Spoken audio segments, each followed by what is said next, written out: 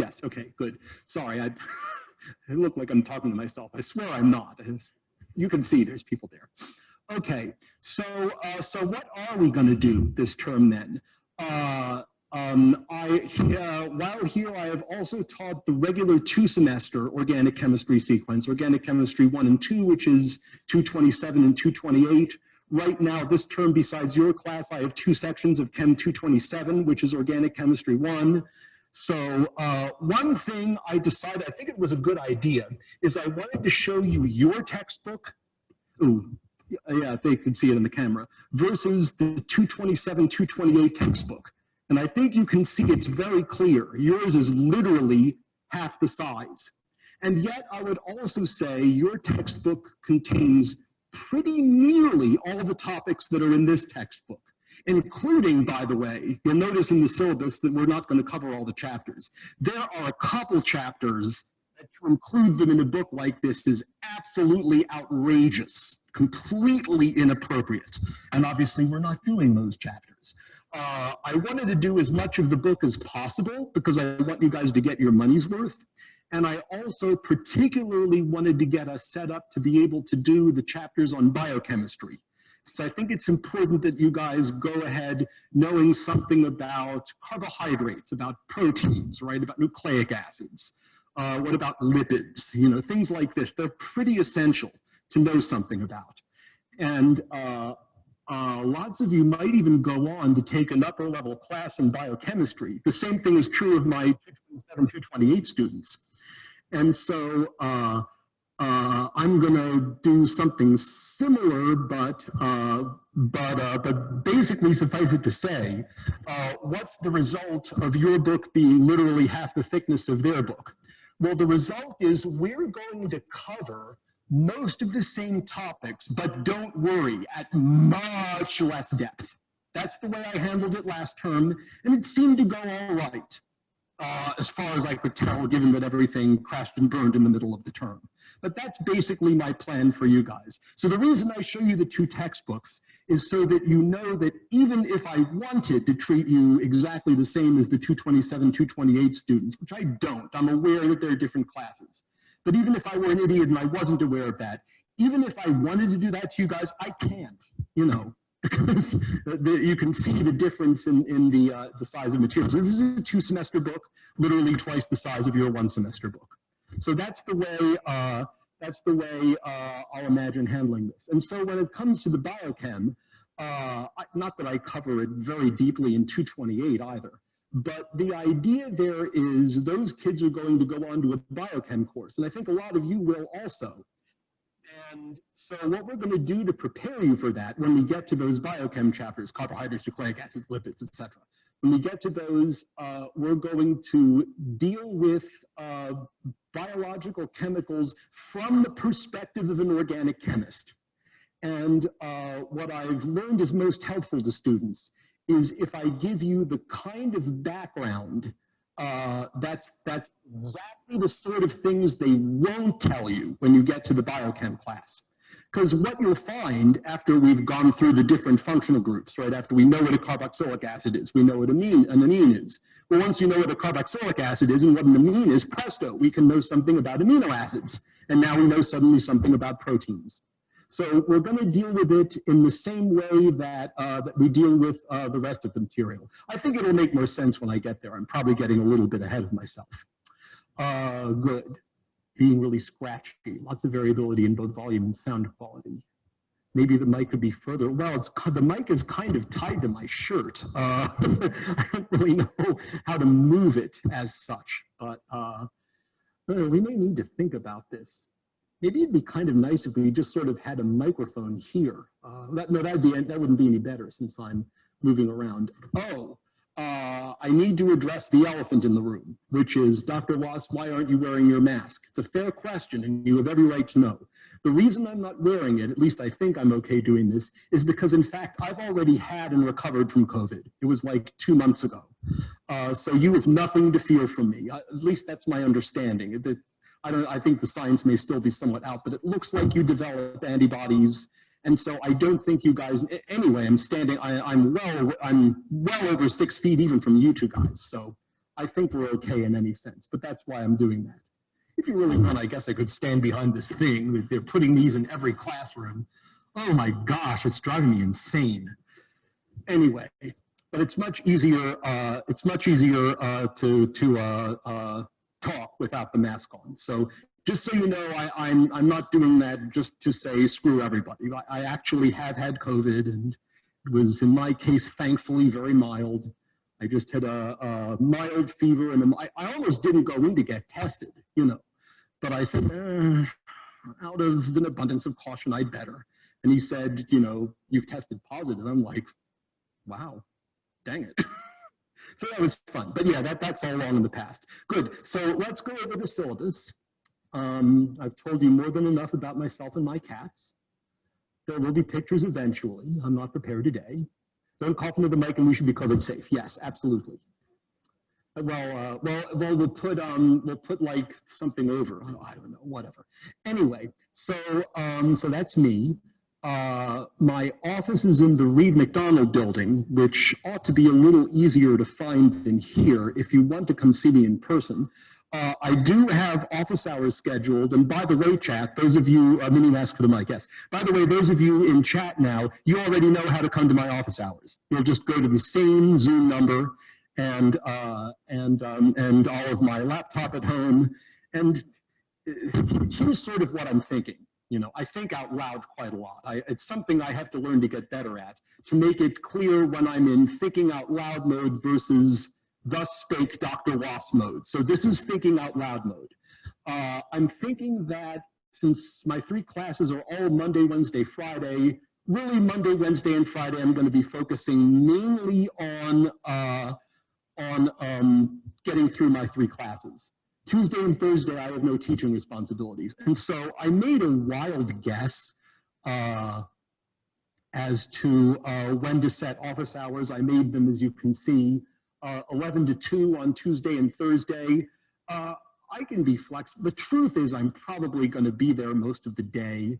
And I mean, if as long as you give me enough lead-in time, if you were to email me like the day before and say, oh, Dr. Wass, I might not quite make 2 o'clock. What if I show up 2:30 or 3? As long as I know in advance, I'm probably going to stay home most of the day, Tuesdays and Thursdays, unless I have errands to run or a doctor's appointment. Certainly, I'm going to try my best to leave the 11 to 2 slot open and to be for sure at home on those days.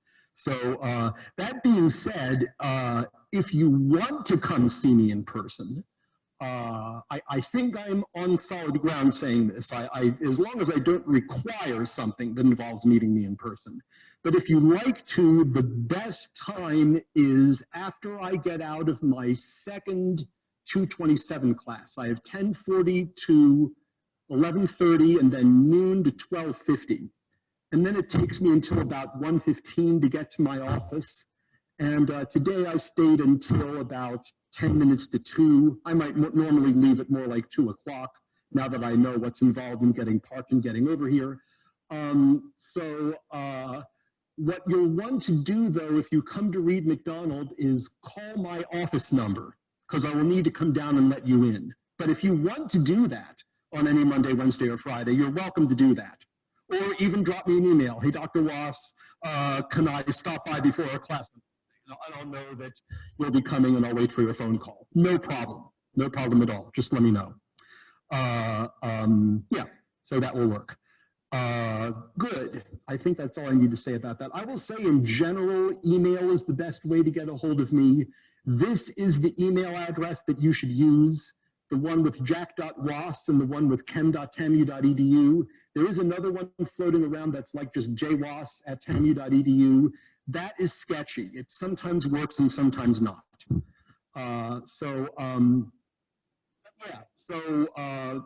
either one will work. So if you want to see me in person after my 227 class and before this class, like I said, it looks like I'll have at least 45 minutes or so of downtime in there.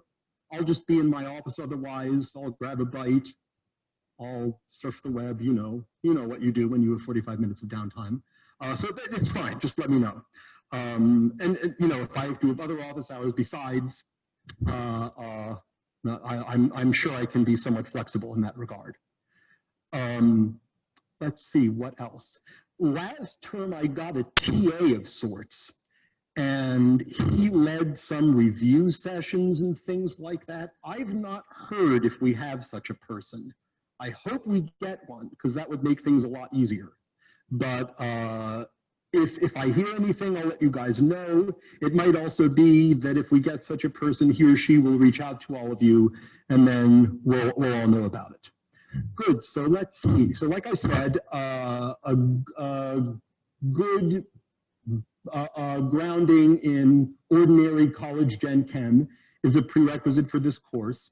Most of that is going to apply very little, but there is going to be some that's important, and you can get an idea of what that's going to be in Chapter 1.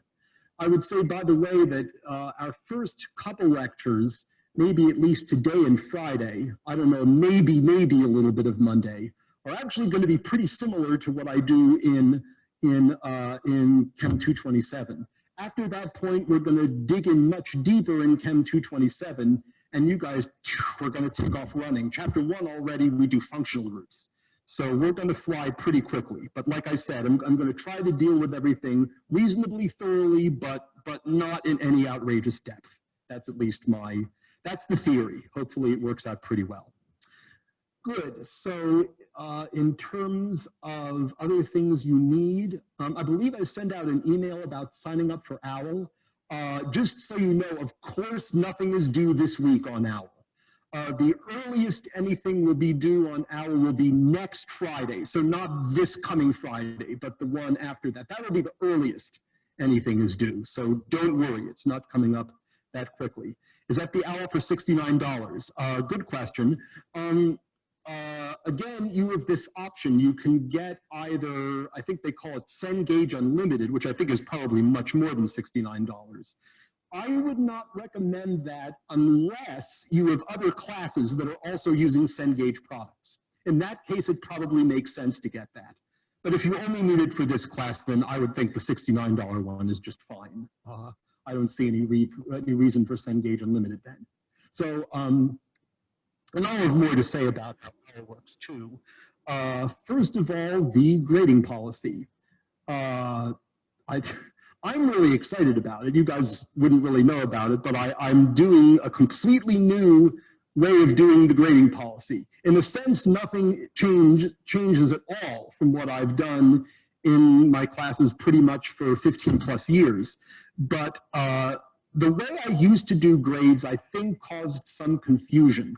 What I used to do is I would say, for example, does the OWL include the online textbook, or am I mistaken? I think the OWL does include the online textbook, but you want to be careful. It's best if you can have some version of hardcover, or some version of real life, even if it's like the, do they have like a loose leaf version? If they have, even if you have that, because the reason I say that, the question is, can they just not, implying anyway, can they just not get a textbook and just get the OWL? The trouble is, then what if the Cengage website goes down the night before an exam?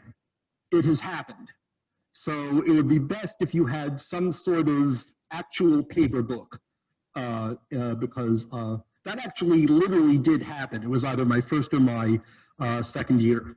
And boy, some of the professors really lost their minds.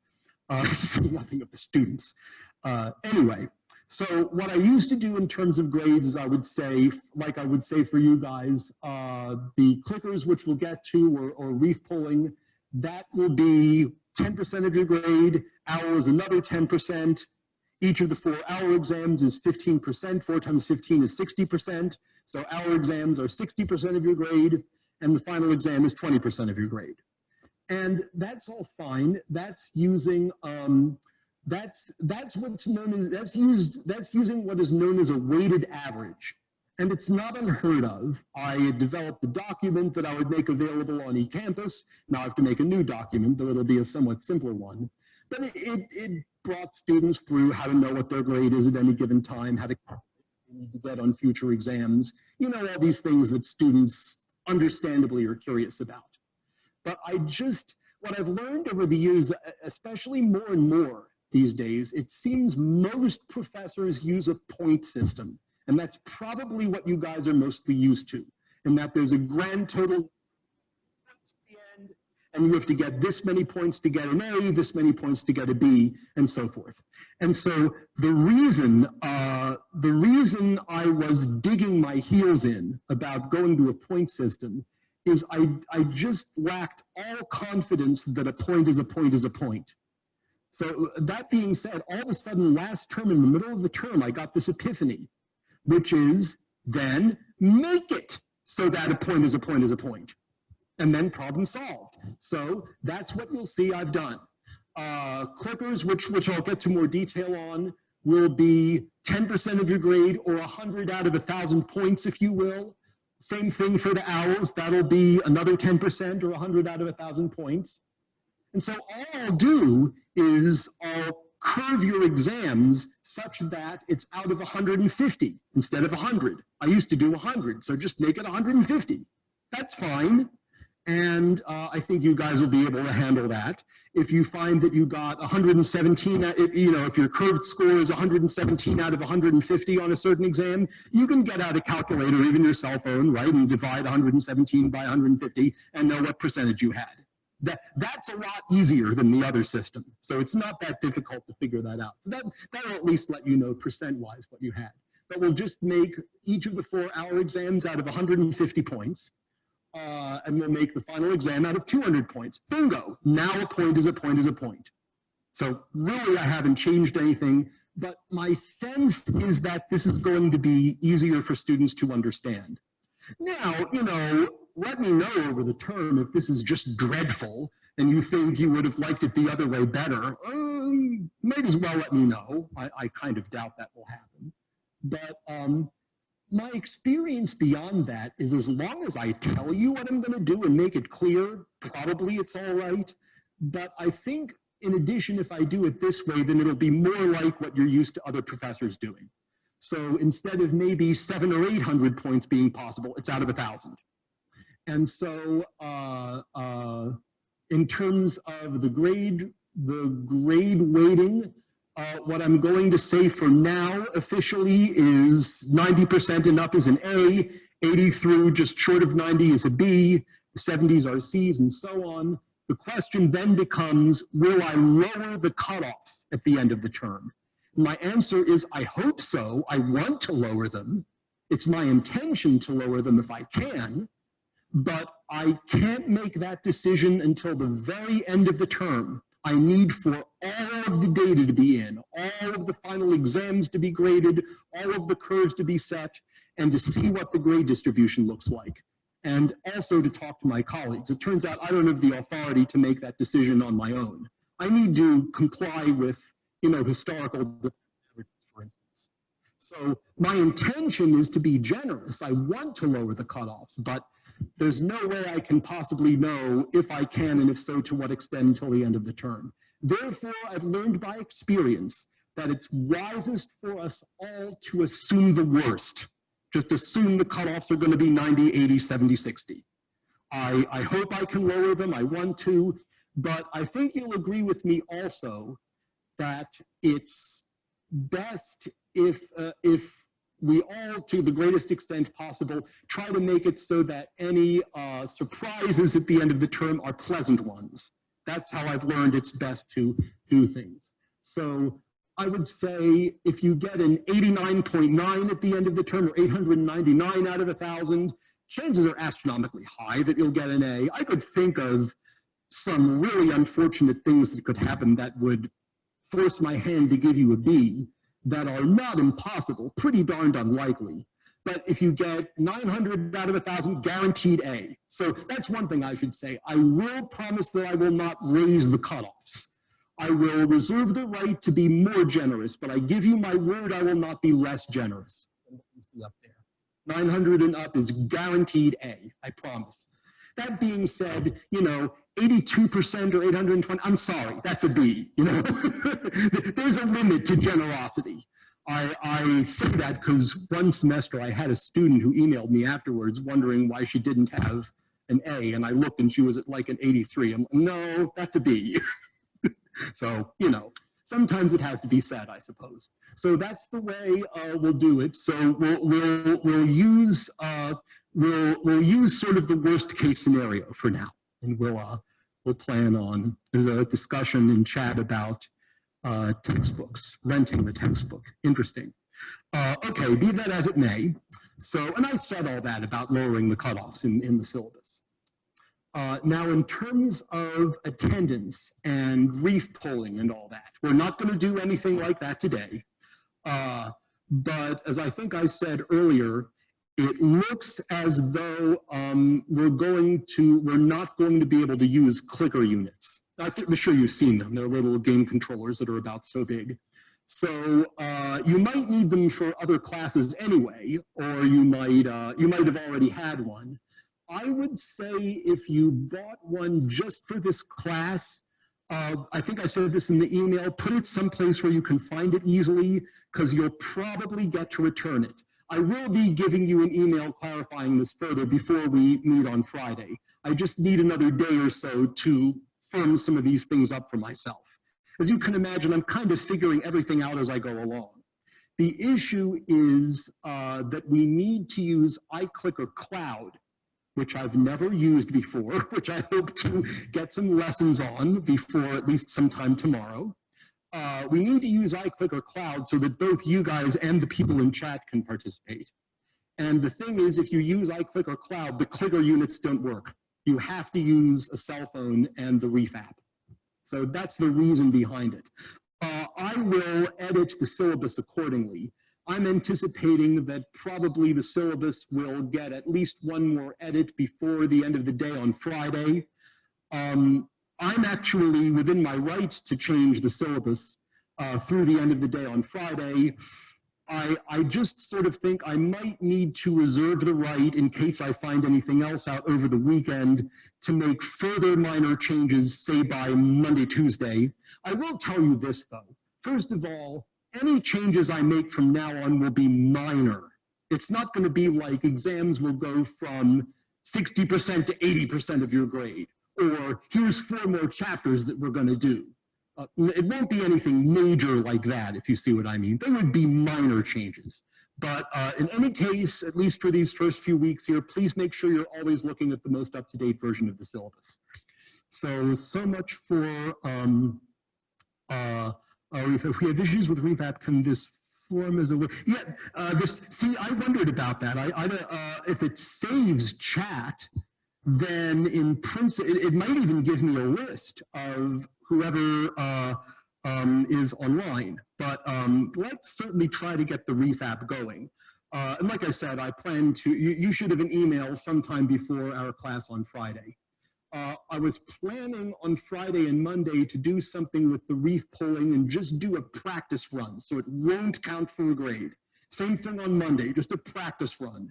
Give people a chance to get set up. My plan right now is for the first Reef app that counts to be on Wednesday. And if I have to change that, I have to change that. But that's how I'm planning it for now. Good. Now, as for course key, that's another funny thing. We'll get to OWL also. I think I said this in my email. I don't know why this is, and it's taken me most of my 5 years so far to figure this out, because we have the same thing in 227 and 228. We use OWL there also. So it seems to be the case literally that one person will be asked for a course key and his buddy over here will not be. And I don't know why that is, but I did send you guys the course key in that email if it asks you. If it doesn't, fantastic. But if it does, you have it. And I see several of you have signed up for OWL already, which is great. Let's see. Squeezing the mic, sorry. Let's see. More on OWL. Yes, well, let me make sure first I'm done with reef polling. So basically the way reef polling is going to work is I'm going to count that mostly for attendance. Most of your points on the reef polling sessions will be for attendance. If a session is, let's say, 10 points, or maybe we'll call it 100, even though it sounds strange, I would probably 70 or 80 of those 100 points at least will just be for attendance. So you do need to come to class on time to have a chance to get all 100 points. And some days, by the way, I may just say, click for attendance, and you'll just get all 100 that way. I'm anticipating that there will be problems. That's why I'm committing ahead of time, and you see it says this in the syllabus, that I will drop at least the lowest 30% of your clicker grades. That doesn't even include excused absences, since I've noticed excused absences are plentiful in this crowd. There's various contest judging going on. There's all kinds of events that you need to go to. So, you know, if you have something like that, please email me. Please let me know in advance. That way I'll know that for that day I should simply waive the reef score. In other words, it will be for you as if that day never existed. So excused absences don't count as part of that 30%. I don't think that'd be very fair. But I will drop at least 30%. As I'm fond of saying, if at the end of the term, if the spirit so moves me, I will feel free to be more generous still than that. But I may or may not be, but I will commit to dropping at least 30%, at least the lowest 30%. And I think that'll work out pretty well. Good. So there's clickers. Maybe you found our class notes on eCampus. I don't think we're really going to get into it so much today. Also, I should mention, we're not using the other thing. We're using eCanvas. I'm blanking on the other thing. Canvas, thank you. We're not using Canvas this term. We're using eCanvas. So I have some things up there, and there will be more things also. There'll be information on exams up there, for example. Yes? Oh, really? Yeah, I haven't put anything on Canvas. At least I haven't put anything there. I would. Yeah, I would suggest ignoring it, because my understanding is by next term, I will have no choice but to move to Canvas. But right now I'm working with eCampus. So, but yeah, you won't find anything on Canvas that's not already on eCampus. I would just ignore it, because like I said, if there's anything on that for our page, I didn't put it there. Someone else did. So, yeah, so we'll work with eCampus. So we'll find some information there already, and I'll be adding more. Good, other questions so far?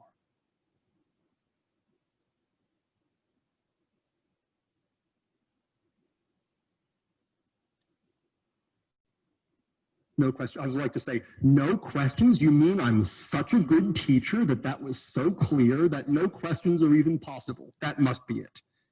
That must be it. In my dreams. Yeah, can you repeat any questions about? Yeah, I thought I had repeated. She was asking if there was anything on Canvas at all. Sorry about that. And the answer is no. We're just dealing with eCampus. Sorry about that. I do need to remember to repeat questions from the studio audience. See the textbook again, sir. Oh, our textbook, this one, 13th edition, I believe.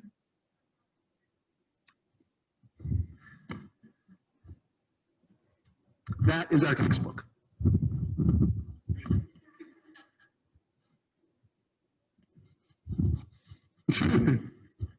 Yeah, that's our textbook. So, and it says on the syllabus that it has the information.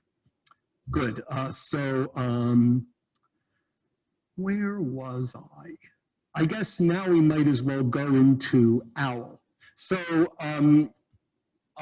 maybe before I get into OWL, another thing that I really want to add that relates to this, just so you know what to expect up front, is one thing about me and one thing I believe in very strongly is I do not and I will not teach to tests.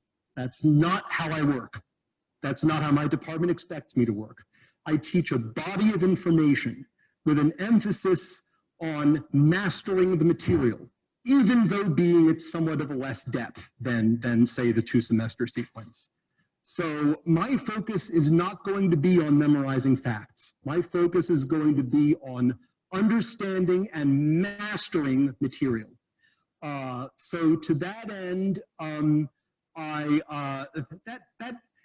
that brings into a whole other question. That comes into the whole question of why we're even here, why it is that you need to take organic chemistry, which is a very fair question to ask, by the way.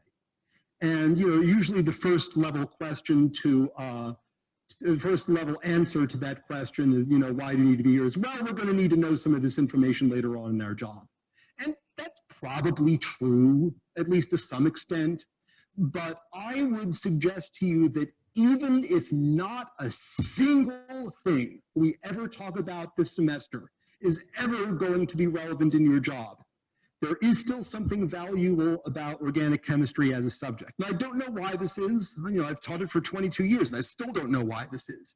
But there's something special about this topic that, that encourages, maybe even forces, students to grow beyond that level of just memorizing facts, so that you learn how to master a subject, how to learn in new ways, how to think in new ways, and go beyond maybe what you would do for several other courses. And by the way, that process is uncomfortable. I know that. I'm on your side. I want this to go as well as possible for all of you. But that's why I'm letting you know about this up front. So the reason I bring this up now is that has a lot to do with the OWL assignments. The OWL assignments are not meant to be about focusing on question format or any such thing. And sometimes their question format leaves something to be desired.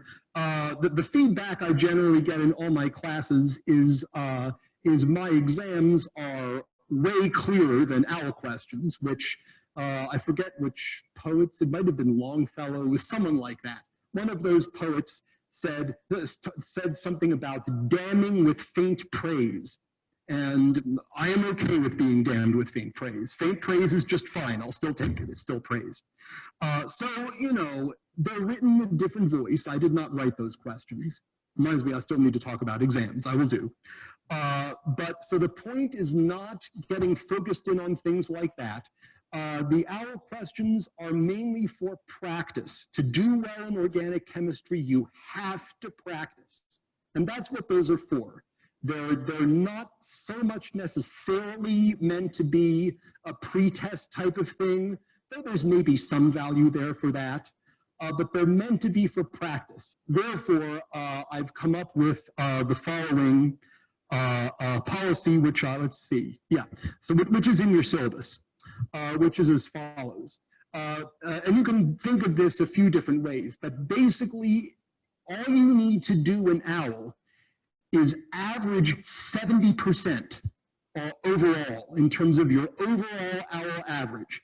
If you do that, you will receive full credit at the end of the term, 100 out of 100 points. You won't get any extra credit for being over 70. And I'm always amazed, there's always like 3 people at the end that you look at their averages like 70.04, 69.98. There's always a few like that. And I'm like, man, that must have taken a lot of effort. But you only need to average 70%. By the way, notice very carefully, I did not say that you had to get 70% on every assignment, only that your overall average needed to be 70%. We'll get to what happens if it's not. What that means is as follows. There's generally 2 types of assignments that are graded, which I'll get to in a moment. One of them is called mastery. I forget what the other one is called.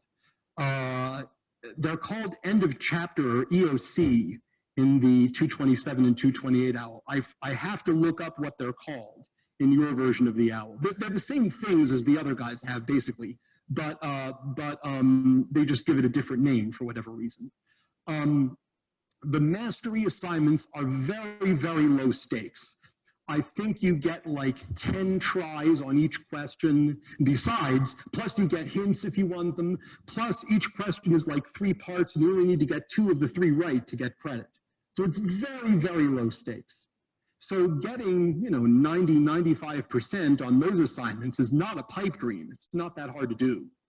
So it means if you can do sort of passable work, if you can even get 60, 65% on these other assignments, which are somewhat higher stakes. They're meant to be more like a quiz, right? You don't get hints or anything like that. But even if you can just do all right on those, averaging 70% is not that difficult. And the reason I do that is because there's going to be places where the system breaks down. There always is whenever you have things like organic structures graded by computers rather than by human eyes. And everyone is always occasionally, maybe once on every assignment or so, you're going to find that there's a problem or two here and there that you think were graded unfairly. It's always going to happen. And that's going to happen with different problems for different students, by the way, because everything's randomized. So as you can imagine, if I were to commit to responding to every email, hey, Dr. Ross, I should get another half a point on this problem and that problem set, with this many students, it would be overwhelming. So that's the reason I made that policy. You only need to average 70% to get full credit at the end. And now that being said, I want you to know that I care about all my students. I have every intention of being fair. You should know that after each deadline, after each assignment deadline, I always look at the results to make sure they're reasonable. And if I feel the need, I will feel free to curve any given assignment by adding the same number of points to everyone's score. I've done it before. And I always look to make sure everything's reasonable, something relatively close to reasonable. And if I need to do that, I will. But but I'm not going to make any individual changes to individual grades because you only need to average 70%. Sometimes it's going to mess up. So I've had that policy for a few years now. I use something like it in my other classes too. Should I tell you? I guess it's too late now. Just so you know, in case you think I'm not being nice enough, in 227 and 228 is 80%. So for you guys, it's 70%. So I think I'm being pretty generous here. What if you don't have 70% at the end of the term? Well, then we'll divide your percentage. You can either think of it as dividing by 0.7 like it says there, or dividing by 7. Let's go crazy. Let's say at the end of the term, your overall OWL average, I don't see this happening much at all, but let's say at the end of the term, your overall OWL average is 49%. I think you'll agree that it's pretty bad. Well, 49 divided by 0.7 is 70. So we just turned a 49 into a 70 out of 100. That's pretty generous, right? I think you have to agree with me. So this policy helps everyone out. So you don't get extra credit for getting over 70%. But you only need to get 70 for full credit, and everyone else will be scaled accordingly. I very rarely see students, I would say the majority of the students get either the 70% or, 66, it's pretty good. It's not something I've seen being a problem so far. So that's the way OWL works, and that's going to be 10% of your grade. Good. Let's see, there we go. I knew we needed to talk about exams. And then I have 6 more minutes, so let me say a couple things about exams, and then we'll then just sort of give a brief introduction to the class in a few minutes. So, for better or worse, with a class this size, I have little choice but to make the exams multiple choice. I don't love multiple choice exams. The only good thing about them really is they're easy to grade. But I used them last term, and I got relatively reasonable looking grade distributions, I thought. So I think I'm going to do the same thing this term. I'm not going to post entire old exams because I think that would be just a little ridiculous. At the same time, I know you guys want something to aim for. So I'm thinking before each exam, I'll put up on eCampus, I don't know, 8 questions or so from one of the previous ones. So exams will be 50 minutes.